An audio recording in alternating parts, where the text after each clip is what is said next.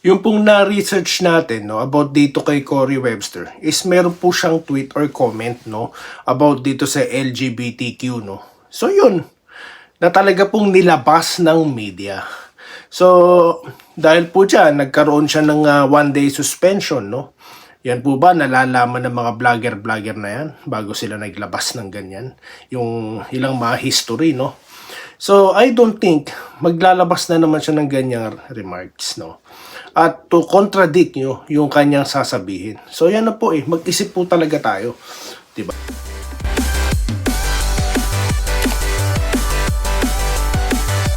Ayan, so welcome back dito sa Denriga Doy TV Sports, no? Well, pabilisan lamang po, no? At ang pag-uusapan natin yung mga naglalabasan no, sa social media ay ang mga tweet or comment daw di umano ni Cory Webster at ng mga NBA players. Then mga pa-shoutout, ayan, mabilisan po yan, ano po, usapang basketball tayo. At bago po yan, mag-subscribe na po kayo. Alam ko po, ang gusto may dahilan ng ayaw. Ganun-ganun pa. Anyways, yun na nga po, no, ang dami pong mga lumalabas, no. Nakita ko, kinover yan or pinick up yan ng iba't ibang mga vlogger at talagang pinagkomentohan nila at kinonglude nila na talaga daw pong sinabi, no? Pero tayo dito, yung pong na-research natin, no, about dito kay Cory Webster is meron po siyang tweet or comment, no, about dito sa LGBTQ, no? So yun, na talaga pong nilabas ng media. So, dahil po dyan, nagkaroon siya ng 1-day suspension, no? Yan po ba nalalaman ng mga vlogger na yan bago sila naglabas ng ganyan? Yung ilang mga history, no? So, I don't think maglalabas na naman siya ng ganyang remarks, no? At to contradict nyo yung kanyang sasabihin. So, yan na po mag-isip po talaga tayo, diba? Pero nabasa ko man yan, hindi ko pa rin pinagkomentan. Nagantay pa rin po ako ng mga legit sources, mga medias. Walang pumikap Kaya ito, nagsalita na tayo. Di po ba? Kahapon, habang sinushoot ko to, hindi ko po pinikap kahit na katitingnan. Kasi alam ko po ang kapangyarihang gumawa, no, ng mga puwersa. No? Kaya di ko pinatulan yan. Nag-check ako sa legit sources. So wala po ni isang media ang nag-pick up niyan. Usually po, binabalita ng media yan. So kung wala sa media, ibig sabihin po niyan, fake news yan. Ganon din yung mga comment daw ng mga NBA players, particular na itong Steven Adams, too good to be true, to be true po, no? Para nga naman pag-usapan, no? Dahil po yan pag nag-trending yan, di ba? So magte-trending din itong mga channel. So lahat po na naglabas niyan, puro mga page, puro mga YouTube. Alam niyo naman po mga YouTuber ngayon, basta kahit anong chismis, chikat, intriga, papatulan ng mga yan. Walang Kaya nga, iba na naman tayo, no?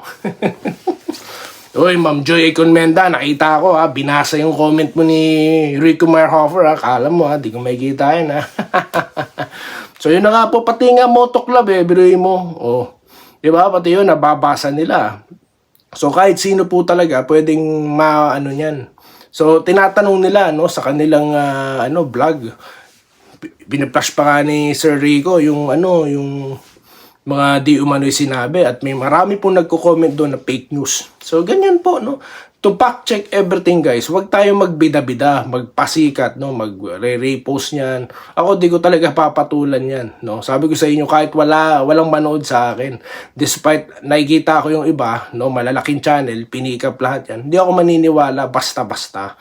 Yan po ang stand ng Doy TV Sports. Yan po tayo naiiba, no? Hindi ko ipagpapalit, no? Yan na naman, sabi, dami mo na naman kaaway. Gunggong daw.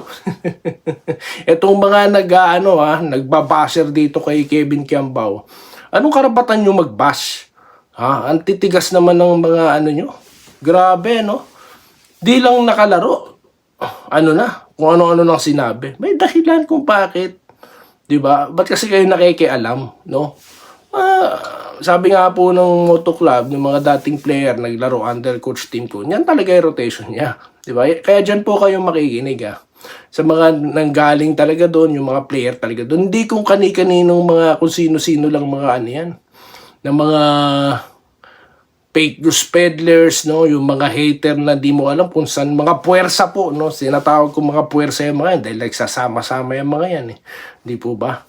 So yan ang mga ating balita ngayon. Ang stand ko dyan, hanggat walang labas ang media, fake news yan, no. Katulad lamang yan ng Mikey Williams, na Troy Rosario, no, na talagang binabanatan kong fake news yung mga yan, di ba? O ngayon, wala pa pong kuponan si Troy sa mga nagtatanong. No? Ganon din kay Mikey Williams, sinagot ko na po yan. Anong mga trade ang pinagsasabi nyo? Eh hindi nga makontak ng team nila. Si Jolas na nagsabi.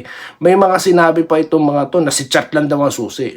Utot nyo, Chat Reyes, ang tagal ng coach dyan ni Chat Reyes, nakabalik siya. Di niya nga napabalik si Williams. Sabi niya, Chat Reyes na ang susi.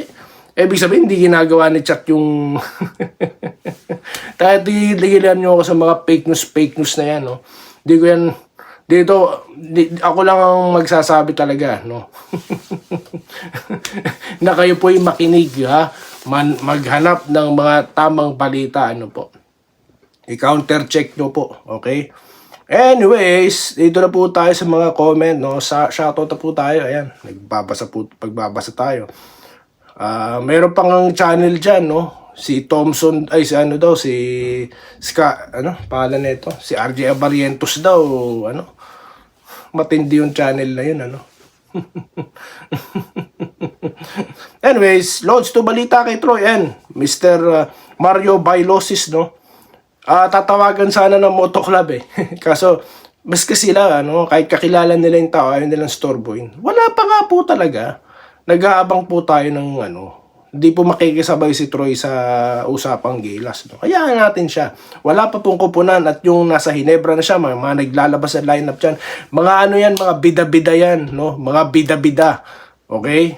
Kaya hindi tayo sumasabay sa mga ganyan. Wala pa po, sir. Pel Maracino, good evening brother. Walang fake news kayo. Meron, ayan, yung mga comment, sir, na di umano yung mga players. Puro lang page, puro lang mga YouTube lang naglalabas niyan. So, wala po ni isang media ang pumipick up dyan. Kaya para sa akin, fake news lahat yan. Okay? Idol, tahimik ngayon. Sinasabi nila nakamuka. Hindi. Baka ano yan. Siyempre, di lang tinatakel, no? Pero sinabi ko sa channel ko, di ba, na nagpasalamat pa rin tayo sa kanya dahil nagkaroon po ng learning experience yung ating mga players, no, under niya. No? Literally po yun, hindi po yan, joke, Sabi po ni Jubilito Suagay, no? Ray Nyangasca Sr. Alam mo, Boss Doy, isa sa mga biliban ko sa iyo, magaling ka magtalakay ng situation, lalo na sa totoong pagtalakay sa sitwasyon. Shoutout na rin sa mga totoong mga... Yun nga po, marami po talaga po mga bagong subscribers na legit. Tulad nga po yan ni Ma'am Joyo. Nanonood sa mga legit sa PBA Moto Club. No? Kasi po alam nyo, kailan lang ulit ako nagsimula eh. Yung iba nag-exist na po talaga matatagal na. So talagang matitibay na po ang mga sikmura at pagmumuka na maglabas ng fake news. So siguro ako nakabalik para, di ba, kahit papaano may mabasa naman, may mapanood naman kayong ano. Di ba? Yung, again, hindi galing sa akin, hindi sa source ko dahil wala naman po akong source. Dahil baka mamaya yung mga source nila, mga chismoso lang doon sa kanto. Di ba? O sinabi ganito. Kahit pa sabihin gwapo yan, no? O kahit pa sabihin ano yan, kung sino yan, basta hindi po galing sa mismong management, walang kinalaman sa management, hindi otorisadong magsalita, hindi po dapat basta-basta lang pinapaniwalaan. Para nga po mga blind item sa mga tabloid yan, ha? Parang mga level up tabloid po kasi mga naglalabasan ngayon, no? Although mga tabloid naman, karamihan dyan, of course, tama naman yung sinasabi, no? Don't get me wrong, no? Pero yung mga, I'm talking about blind items na lang, no? Not yung mga balita. Okay? Inuulit. Ulit kong panoorin, malupit talaga. Yes, tama po yan, no? Kahit ako man, kung may access ako, ulit-ulitin ko yan. Iyakan na ngayon. Huwag pangunahan si CTC. O, sabi po ni Armando Valeriano, yun na nga Huwag pangunahan. Marami na ng fake news yan. Ay, sabi po ni Joel Gonzales, no? Yun po, lahat po na naghahanap ng katotohanan nandito. Kaya sabi ko sa inyo, basa, no? Basa lang po kayo sa mga legit sources, no? Hindi po sa mga, mga source na yan. Bambino De Leon. Idol, thanks po sa mga pagbabalita. Masarap pakinig dito. Ay, salamat din po sa inyong panonood. Ano po. Ganun din po, lakas daw po na line ng Gilas ngayon. Yun nga po, napahanga. Si Corey Webster, ang legit dyan, pinuri niya ang ating mga player, no? Meron pa nga, natawa nga ako sa nagtanong sa kanya, no? Pero mo parang para sa akin, irrelevant question yan. Natatanungin mo yung player na how's yung kupunan natin na nag-improve. Parang ganun na, correct me if I'm wrong. Sabi ko, sablay naman yung tanong na yan. Sana lahat ng tanong, ini-screen muna. Ba't mo tatanungin yung kalaban na nag-improve tayo? Di ba? Hindi po, iba po ang iba po sa kanila ang dating ng sitwasyon. Magkaiba po ang tandaan nyo ha, huwag nyo pong ipagkukumpara ang kultura natin sa iba. Kung paano natin tinatanggap yung mga how we approach yung pong mga sitwasyon na yan. Iba po sa kanila. Kaya yung mga ganyang line of questioning i-level up din. Di po ba? Dapat sorry po talaga Chevron TV, boss, nung konti pa lang subscriber mo, madalas ipa-plus ko sir, pasensya na mo talaga. Pasensya na po talaga.